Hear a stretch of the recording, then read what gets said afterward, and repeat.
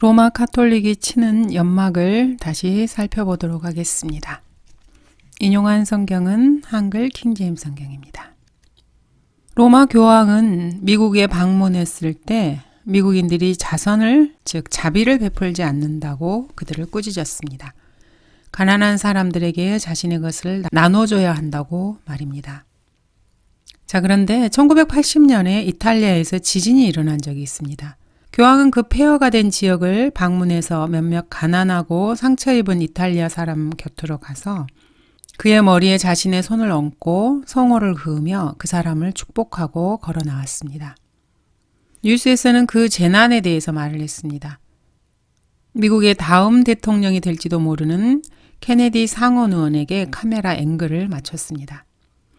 그는 슬픈 눈으로 카메라를 응시하면서 우리 미국인들은 이 폐허가 된 마을에 최소한 4,500만 달러를 자비의 차원에서 지원해야 합니다. 그렇게 해서 그 도시를 재건해야 합니다라고 말했습니다.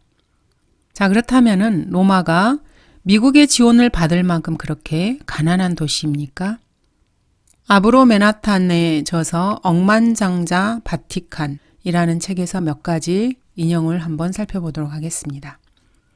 바티칸은 영국, 프랑스, 미국에서는 로스차일드에, 함브로스 은행에, 런던과 쥐리히에서는 크레딧 등의 엄청난 투자를 해놓은 상태이다.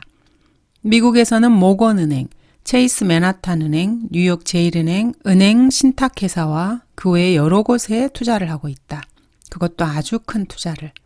바티칸은 걸프오일, 포탈, 포탄, 제너럴 모터스, 베들레헴 스틸, 제너럴 일렉트릭, 국제사업기관, TWA 등 이런 가장 강력한 국제 주식회사의 수십억 달러의 주식을 보유하고 있다. 그 액수는 미국에서 대략 산출한 것만도 5억 달러 이상에 이르고 있다. 채권 편람과 관계된 책자에서 보스턴 대교구는 그 교구의 자산을 약 6억 3,500만 달러로 공개하고 있었다. 이것은 그곳의 부채의 9.9배에 해당한다. 그것을 빼고 순자산을 보면은 약 5억 7,100만 달러이다. 미국에 있는 28개 대교구와 122개 소교구의 재산을 다 합치면 그 교회는 참으로 놀라운 재산을 가지고 있다. 그 중에 어떤 교구의 자산은 심지어 보스턴의 자산보다도 더 많다. 카톨릭 교회가 통제하는 부동산과 다른 형태의 자산에 대해서 뉴욕 카톨릭 협의회의 한 회원은 그의 교회는 아마도 연간 총 구매에 있어서 미국 정부를 빼놓고는 그 어느 누구에게도 뒤지지 않을 것이라는 말을 했습니다. 어떤 카톨릭 전체 연합사제가 다른 곳에서 말한 것에 따르면 아마 그보다 더할 것입니다.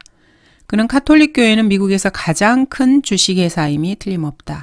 모든 지역의 지사를 가지고 있고 우리의 자산과 부동산 소유물은 스탠다드 오일, AT&T, US 스틸의 자산을 합친 것보다 더 많다. 그리고 제때 돈을 내는 회원 수는 미국 정부의 세금 장부를 제외하고는 그 어디에도 뒤지지 않는다. 이렇게 말을 했습니다. 전체 자산을 모두 다 합치면 카톨릭 교회는 세상에서 가장 강력한 주식 중개인이다. 바티칸의 모든 교황은 미국을 향해 오는 경향이 있다. 월스트리트 저널은 미국과 바티칸의 금전적 거래량은 너무나 커서 바티칸은 한 번에 수백만 달러의 금을 사거나 파는 일을 자주 한다고 말했다. 바티칸의 순금 저장량은 UN 월드 매거진에서 측정한 것에 따르면 수백만 달러에 이른다.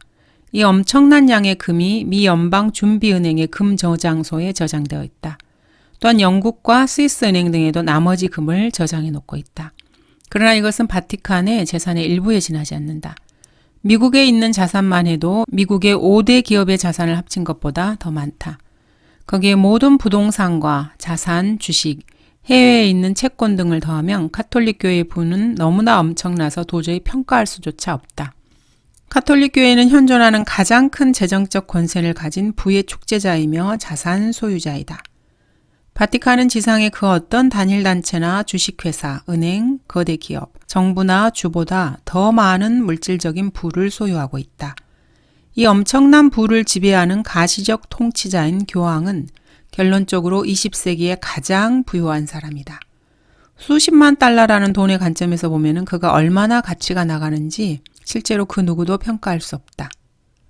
이 지상에서 최고의 부자인 교황이 거친 돌 위에 누워있는 그 가난하고 초라한 이탈리아 사람에게 걸어가서 머리에 손을 얹고 너를 축복하노라 이렇게 말한 뒤에 그를 거기에 그냥 남겨둔 채 걸어가 버리는 것에 대해서 한번 생각해 봐야 합니다.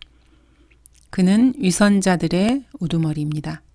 미국 내 교황의 하수인인 케네디 상원 의원은 그때 당시 상원 의원이었습니다. 상원 의원은 미국 사람들이 바로 교황청 뒷마당에 있는 폐허가 된 마을을 보수하기 위해서 비용을 치러야 한다. 이렇게 말을 했습니다. 얼마나 잘 짜여진 각본입니까? 리베라 박사는 예수의 사제로 있었을 때 자신이 받았던 브리핑에 대해서 말을 했습니다. 리베라 박사는 바티칸이 미국을 인수하기 위한 계획에 관한 브리핑을 받은 적이 있다고 말을 했습니다. 자신의 교회 상태가 필그림 시대까지 거슬러 올라간다고 말을 했습니다. 미국의 초기 이민자들은 로마 카톨릭이 그리스도인들에게 자행한 종교 재판과 그 실상을 알았기 때문에 예수회가 미국으로 들어오지 못하도록 법안을 통과시켰습니다. 그리고 바티칸의 손아귀에서 스스로 미국을 보호하기 위해서 미사를 불법화시켰습니다. 계시록의 창녀에 대해서 깊이 우려하는 그리스도인 공동체가 그때 당시 있었던 것입니다. 그런데도 예수회가 미국에 들어오기 시작한 것은 필그림 시대의 두 번째 기간에 속하는 그 정도의 초기였습니다. 그들은 신분증에 다른 이름을 사용했습니다. 그 뒤를 이어서 바티칸은 수년 뒤에 영국, 아일랜드, 프랑스 출신의 수많은 카톨릭 가정들을 개신교도로 위장시켜서 식민지로 들여보냈습니다. 그것이 바로 함정이었습니다. 그들은 법을 무시하고 비밀리에 미사를 집전했습니다. 그 당시에 로마 카톨릭 교도는 민간 정부에서 어떤 지위도 차지할 수 없었습니다. 그런데 예수회는 미국 역사에서 분명한 사실인 이 부분을 삭제시켰습니다. 예수회가 취한 그 다음 조치는 미국 전역에 있는 모든 그리스도인 학교를 파괴하거나 자신의 수중에 넣는 것이었습니다. 수년 동안 예수회는 은밀하게 이 일을 진행시키면서 학교 이사회의 특별위원회에 잠입해서 성경을 강조하지 못하게 하고 예수의 창시자인 이그나티우스 로욜라의 영적 운동에서나 볼 수 있는 심리학으로 성경을 대체시켰습니다. 그런 다음에 예수회의 주도로 나라 전역의 카톨릭 학교들과 대학들을 세웠습니다. 오늘날에는 그리스도인 학교들과 대학들을 다 합쳐놓은 것보다 이 예수회의 대학들이 훨씬 더 많습니다. 그리고 세 번째 단계로 법원과 입법부, 사법부로 들어가 판사와 변호사 이런 자리들을 차지했습니다. 그리고 자신들의 기호에 맞게 헌법을 조작하기 시작했습니다. 이렇게 일이 이제 완성되면은 정당을 장악하기 위해 정책에 뛰어듭니다. 그 다음은 군사와 언론기관입니다. 심지어 링컨 시대에도 미국 내 신분의 절반 이상을 바티칸이 통제하고 있었습니다. 잭 칙은 오늘날의 군사적 상황에 대해서 리베라 박사에게 질문을 했습니다. 군사적 상황이 얼마나 카톨릭화됐는지 궁금했기 때문입니다. 리베라 박사는 무시무시할 정도라고 대답을 했습니다.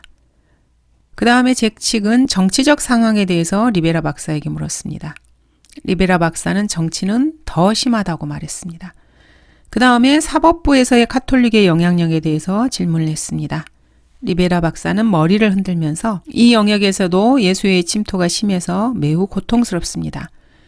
대부분의 사법적 결정은 미국의 헌법에 위배되는 것입니다. 이것은 우리의 자유를 빼앗고 최종적으로 미국을 인수하기 위한 무정부 상태를 만들어가고 있는 것입니다. 이렇게 대답했습니다. 이어서 잭 칙은 이것이 다가올 종교재판의 준비 작업입니까? 이렇게 리베라 박사에게 물었습니다. 박사는 대답했습니다. 맞습니다. 처음은 무정부 상태입니다. 나는 이런 수년간의 침투 활동 후에 마지막으로 인수하기 위해 필요한 것은 폭동과 무정부 상태라는 브리핑을 받았습니다. 로마 카톨릭이 정치적, 군사적, 교육적, 종교적으로 인수할 준비가 되었을 때쯤이면 그들은 그렇게 할 합법적 근거를 갖게 됩니다. 즉 이미 준비되어 왔고 이미 협상되고 있는 협약을 통해 그렇게 될 것이라는 뜻입니다. 나는 바티칸에서 보고받은 일이 현재 진행되고 있는 것을 목격하고 있습니다. 잭 칙은 현재의 경기 침체와 경제적 상황 배후에도 바티칸이 개입하고 있는지를 물었습니다. 그리고 이런 상황이 미래의 폭동과 연관되어 있는지도 물었습니다. 리베라 박사는 대답했습니다. 네, 맞습니다. 바티칸은 현재 경제를 가지고 속임수를 쓰고 있습니다. 세계는 경제적 위기를 겪게 될 것이고 바티칸은 그 위기로 인해 자신들도 고통을 당하고 있다고 사람들이 믿게 만들 것입니다. 그러나 그것은 은폐 공작일 뿐입니다. 잭 측은 파업 가능성과 그리고 노동조합과 얼마나 관계가 있는지에 대해서도 물었습니다. 리베라 박사는 대답했습니다. 로마 카톨릭은 파업을 잘 준비해 왔습니다. 왜냐하면 이 나라에서 노동조합은 예수회의 지도를 받고 있기 때문입니다. 이 말은 이 나라의 모든 산업이 붕괴될 때까지 노동조합은 결코 쉬지 않을 것이라는 말입니다. 이 말에 잭 측은 다시 물었습니다. 당신은 미국의 희망이 무엇이라고 생각하십니까? 그리스도인들 사이에서는 부흥도 일어나고 있고 그들은 로마를 폭로하는 일을 시작하고 있습니다. 목사들은 강단에서 이것을 설교하기 시작했습니다. 너무 늦은 것은 아닙니까? 리베라 박사는 대답했습니다. 결코 늦지 않았습니다. 왜냐하면 그것은 주님의 손에 달려있기 때문입니다. 제가 그 창녀에 대한 개인적인 경험과 성경 공부를 통해 전심으로 믿는 바는 하나님께서는 하나님의 예언을 이루신다는 것입니다. 하나님께서는 이 예언이 미국에서 일어날 것을 허락하실 것입니다. 그러나 이것은 시간 문제입니다. 우리가 여기서 다루고 있는 것은 하나님께서 이 일들이 일어날 때까지는 시간을 단축하지도 늦추시지도 않을 것이라는 사실입니다. 로마 카톨릭은 잭식 당신이 출간한 책자들, 즉 칙 출판사의 책들의 영향력과 이 마지막 날들에 하나님께서 우리에게 주신 메시지의 영향력을 감지하고 있습니다. 그들 자신도 자신들이 어떤 행동을 하면은 사람들이 즉각 그것을 감지하고 바티칸이 무엇을 하려 하는지 인지할 것이라는 사실을 안다는 말입니다. 이것이 현재 그들이 직면하고 있는 문제들 중 하나입니다. 그리스도인들이 올바른 출판물을 인쇄하면은 상황이 많이 달라질 것입니다. 그러나 주님께서는 그리스도인들의 책자들을 사용하셔서 많은 사람들이 바티칸의 음모를 깨닫고 거기에 반응하도록 하셨으며 그것에 대해서 잘 모르는 목사들과 교회까지도 보호하셨습니다. 이 예언적인 시대에 그리스도인들이 미국이나 한국 내에서 창녀의 속임수와 계획과 행동에 반대해서 하나님의 뜻대로 행동한다 해도 그리스도인들은 그 창녀를 파멸시킬 수는 없습니다. 그리고 그 창녀를 막을 수도 없습니다. 그러나 그리스도인이라면 적어도 두 가지 일은 할 수 있습니다. 첫째, 로마 카톨릭에 구원받지 못한 사람들에게 복음의 메시지를 전할 수 있고, 둘째는 교회에서 그 창녀의 임무는 내일 일어날 일이 아니라 바로 지금 현재 일어나고 있다는 것을 깨닫게 하는 것입니다. 하나님께서는 교회들이 악의 세력들과 어두움의 권세들과 교황과 예수회와 로마 카톨릭이 미국이나 한국을 완전히 인수하는 그때 행할 범죄를 저지하기 위해 행동하기를 기다리고 계십니다. 잭 측은 계속해서 질문했습니다. 이것은 리베라 박사님께서 어거스틴 카디널 비와 예수의 총회장 페드로 아루페의 가르침을 받고 있을 때 바티칸에서 받은 정보입니까? 리베라 박사는 대답했습니다. 그렇습니다. 이것은 또한 전 예수의 총회장에게서 받은 것이기도 합니다. 그들은 자신들이 미국을 인수할 것을 자신하고 있습니까? 네, 매우 자신하고 있습니다. 그들은 어느 당이 권력을 잡든 그 당을 통제할 만한 영향력을 가지고 있습니다. 그들은 결국 자신들의 목표를 성취시킬 것입니다. 그렇다면 그들은 현재 두 정당을 모두 통제할 만한 영향력을 가지고 있다는 겁니까? 그렇습니다. 우편이나 대중매체도 그들이 통제하고 있습니까? 통제라는 말은 현재는 적절한 단어는 아닙니다. 그러나 강력한 영향력을 가지고 있습니다. 어느 정도의 통제는 있지만 어떤 분야에서 그렇게 절대적이진 않습니다. FBI, CIA, 의회의 상원의원, 사법조직, 미국의 각계각층 이런 곳에서는 비록 그리스도인은 아니어도 여전히 미국인들이 있습니다. 건국 초기부터 있었던 헌법의 원칙에 충실한 사람들 말입니다. 그것은 미국에는 축복입니다. 잭 측은 계속해서 말을 이어나갔습니다. 좋습니다. 그러면 콜럼버스 기사단은 누구에게 충성을 바칩니까? 그들의 충성심은 어디에 기반을 두고 있습니까? 미국입니까? 아니면 바티칸입니까? 콜럼버스 기사단은 교황에게 충성을 바쳐야 합니다. 그들은 미국의 헌법을 따르지 않습니다. 그들이 원한다면 어떤 것이라도 바티칸에 의해 파괴될 것입니다. 과거에도 그런 일이 있었던 것처럼 말입니다. 미국이 멸망할 때 콜럼버스 기사단이 그리스도인들에게 가할 공격은 치명적인 역할을 하게 됩니까? 잭 측은 계속 물었습니다. 그렇습니다. 사실 그들의 맹세를 보면 그들이 얼마나 교황과 밀접한지 알 수 있습니다. 자신들의 맹세대로 하지 못할 경우 그들은 자살을 합니다. 그들은 교황과 예수의 친위대에게 자신들을 죽여줄 것을 요청합니다. 그들은 미국을 카톨릭화하는 데 전적으로 헌신한 사람들입니다. 라이프지는 미국 내 로마 카톨릭 세력의 한 면을 보여주었습니다. 1957년 5월 27일자 주요 기사에서는 콜럼버스 기사단의 75번째 해에 관한 보도가 있었습니다. 총 1000여 사진들이 로마의 전략의 웅대함과 상황을 묘사해 주었습니다. 100만 명 이상의 훈련 중인 카톨릭 교도들이 콜럼버스 기사단의 계급을 메꾸고 있었습니다. 그들은 미국을 교황의 지배권으로 끌어들이려는 이상에 맹세했습니다. 그들은 강력하고 부유하며 충성스러웠습니다. 교황이 카톨릭 교회의 오른팔이 미국에 있다. 이렇게 말하는 기사는 전혀 이상할 것이 없습니다. 그리스도인들이 출판물들을 통해서 진실을 알리지 않고 침묵을 지켜왔다면 이 일은 아마 이미 끝났을 것입니다. 인수 작업은 계속해서 진행되고 있습니다. 그리스도인들의 이러한 폭로로 인해서 이들의 시간표가 몇 년은 뒤로 늦춰졌다고 볼 수 있습니다. 그리고 우리가 사는 이 세상에서 대참사가 일어나지 않기를 바랄 뿐입니다. 이 사실에 대해서 단지 추측이라고 생각하는 사람들도 있습니다. 그리고 바티칸이 미국을 멸망시키거나 인수하기를 원한다는 증거가 리베라 박사의 증언밖에 없다고 비평하는 그런 사람들도 있습니다. 그러나 로마 교회의 50년이라는 그리스도인의 고전에서 미국 남북 전쟁에 관해 아브라함 링컨은 이렇게 말합니다. 이 전쟁은 예수의 사악한 영향력이 아니었다면 결코 일어나지 않았을 것이다. 우리 조국이 고귀한 아들들의 피로 얼룩진 것은 로마 교황 체제 덕택이다. 노예 제도에 관해서 남과 북 사이에 큰 의견차가 있었지만 제프 데이비스나 연합체의 지도자들 중 그 어느 누구도 예수의 약속을 믿지 않았었다면 북부를 감히 공격하지 못했을 것이다. 그들이 우리를 공격하면 민주주의라는 가면 아래서 로마 카톨릭의 돈과 무기, 심지어 프랑스의 무기를 대주겠다고 했던 것이다.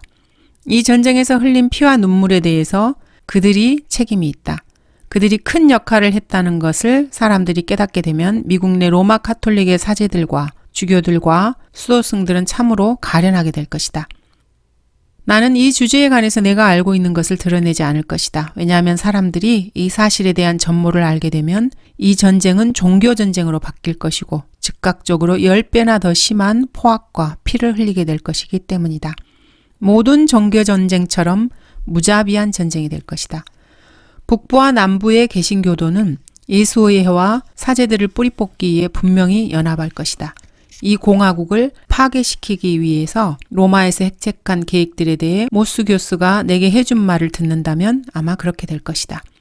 자신들의 종교를 전파하고 학교에서 사람들을 가르치고 병원에서 환자들을 돌본다는 구실로 이 나라 해변에 매일 밀려오는 사제들과 수녀들과 수도승들이 교황과 나폴레옹의 간첩들이다.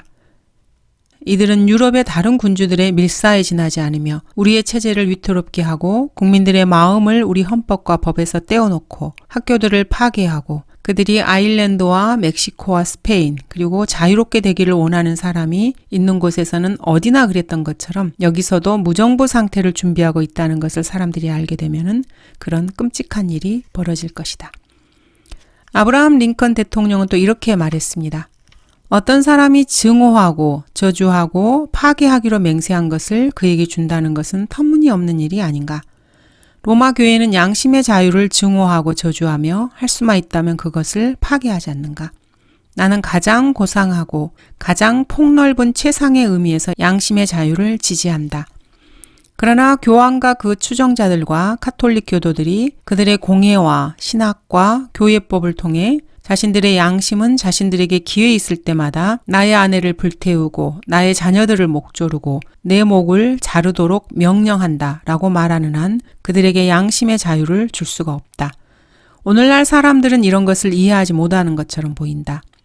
그러나 조만간 상식적으로 모든 사람들은 교황에게 복종하기로 맹세한 사람들에게는 양심의 자유가 허락될 수 없다는 것을 분명히 확신하게 될 것이다. 교황은 종교적인 면에서 자신과 이견을 보이는 사람을 죽음에 처할 권리를 가지고 있다고 생각하는 사람이다. 이 말은 남북전쟁 당시에 언급된 말입니다. 니베라 박사가 한 말에 의하면 이러한 정보는 맞는 말입니다. 뉴스 미디어를 켜면은 우리는 이와 전혀 다른 관점의 이야기를 듣게 됩니다. 왜냐하면 세계 정책과 관련된 로마의 세력 때문에 그렇습니다. 그리스도인들은 이제 깨어나야 합니다. 우리는 더 이상 2살 먹은 어린아이가 아닙니다.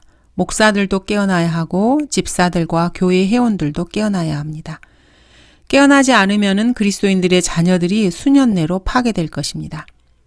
특별히 모든 사람에게 사랑이나 이야기하고 어떤 논쟁의 여지가 일어나는 것이 나타나면 즉시로 식은땀을 흘리면서 뒤로 숨으려고 하는 그런 목사들은 더욱더 주목해야 합니다.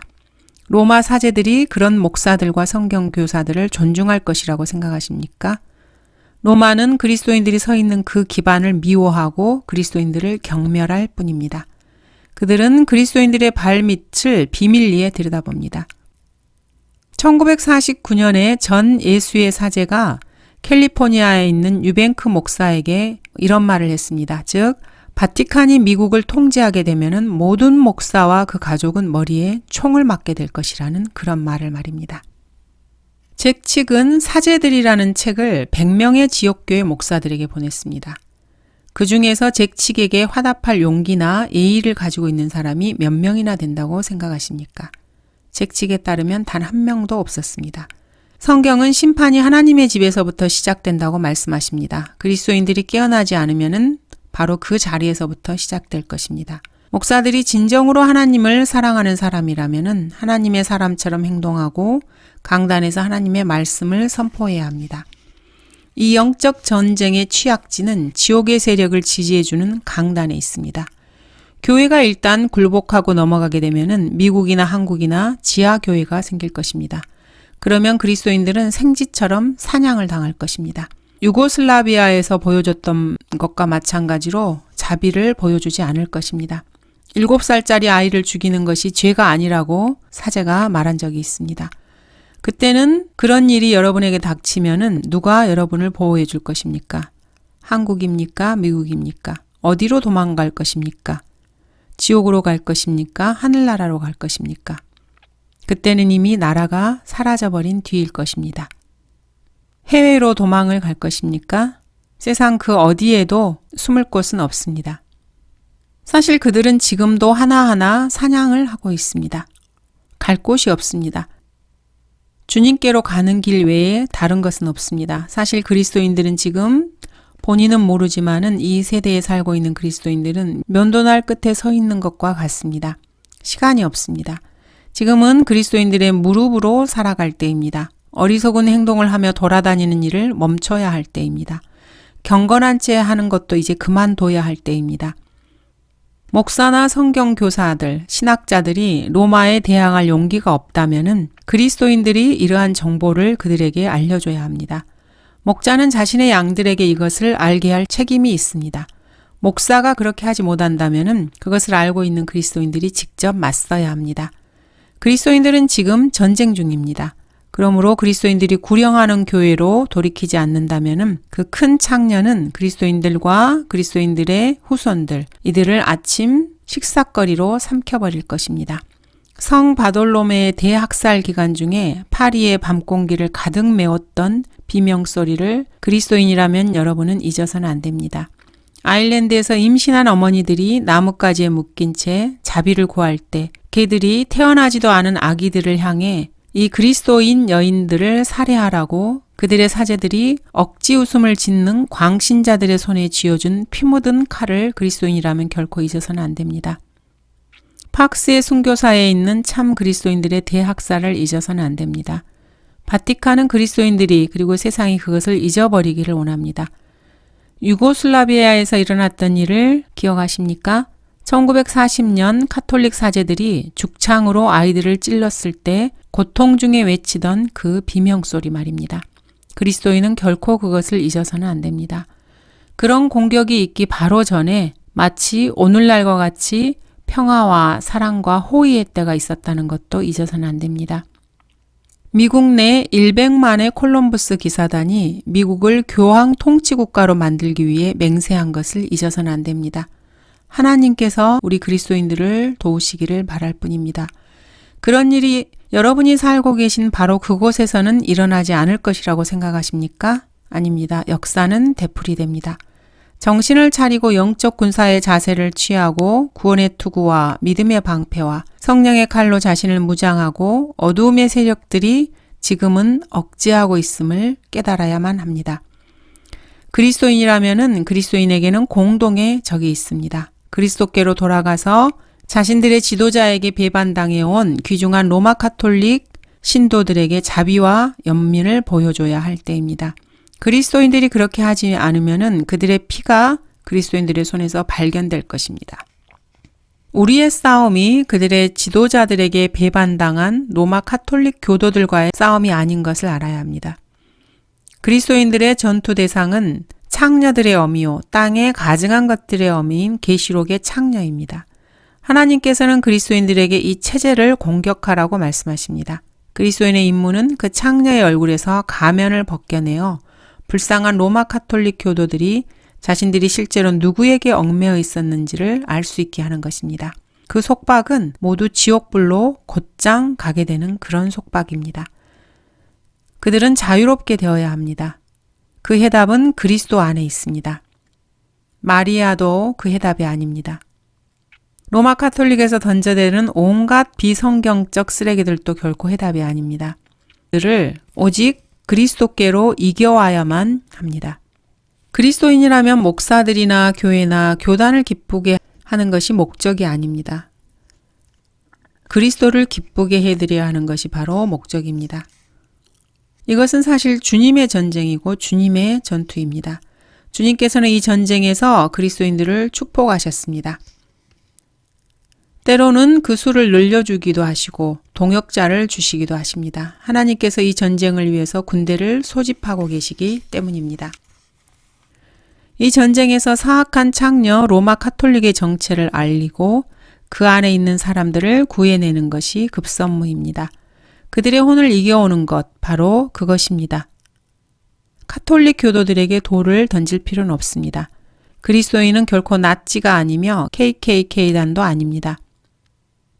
사람들의 마음을 사야 합니다. 그들을 사랑하는 마음으로 구령해야만 합니다. 지옥으로 가는 사람들을 화나게 하는 위험을 감수하느니 차라리 그들이 지옥으로 가는 것을 보고 있는 편이 더 낫다. 그런 식의 이기적이고 세상적인 마음을 가져서는 안 됩니다. 그리스도인들은 그 사람들을 그리스도께로 인도하기 위해서 위험을 감수하고 모든 것을 그대로 드러내야 하는 것입니다. 그리스도인이라면 하나님의 은혜로 계속해서 그렇게 할 것입니다. 카톨릭 교도들도 구원받아야 합니다. 미국에서도 사실 카톨릭 교도들이 계속해서 구원받고 있어서 그 수가 너무 많아지는 바람에 바티칸까지도 걱정을 하는 지경에 이르렀습니다. 많은 카톨릭 교도들이 구원을 받고 미국 전역에서 사람들이 눈을 뜨고 예수의 비밀 역사와 로마 교회에서의 50년 같은 그런 책을 읽기 시작했습니다. 심지어 사제들과 수녀들이 로마의 체제를 떠나서 그리스도께로 돌아오는 모습도 볼 수 있습니다. 이 일에 사명이 있는 분들은 그리스도께 무릎을 꿇고 카톨릭에 있는 사람들을 더 많이 구원시켜달라고 주님께 부르짖어야 합니다. 그리스도인들을 통해서 역사하시는 분은 하나님이십니다. 이미 밭은 하얗게 되었습니다. 지금이 바로 복음을 들고 가서 귀중한 혼들을 그리스도께로 이겨와야 할 바로 그때입니다. 보라, 내가 너희에게 말하노니 눈을 들어 밭을 보라. 이는 곡식이 추수하도록 이미 하얗게 되었습니다. 이 하나님의 말씀에 화답하는 그리스도인들에게 하나님께서 축복하시기를 바랍니다. 존 버치해가 미국 전역에서 우후죽순처럼 일어나던 때가 있었습니다. 그때 사람들은 이렇게 외쳤습니다. 공산주의자들이 몰려오고 있다. 그들이 우리를 점령할 것 같다. 몇 년밖에 남지 않았다. 그래서 이 괴물과 맞서기 위해서 그리스도인 집회에서 열정과 흥분이 넘쳐났습니다. 하지만 그것은 사실 공산주의를 저지하기 위해서 로마 카톨릭의 세력과 합류해야 한다는 그런 뜻이었습니다.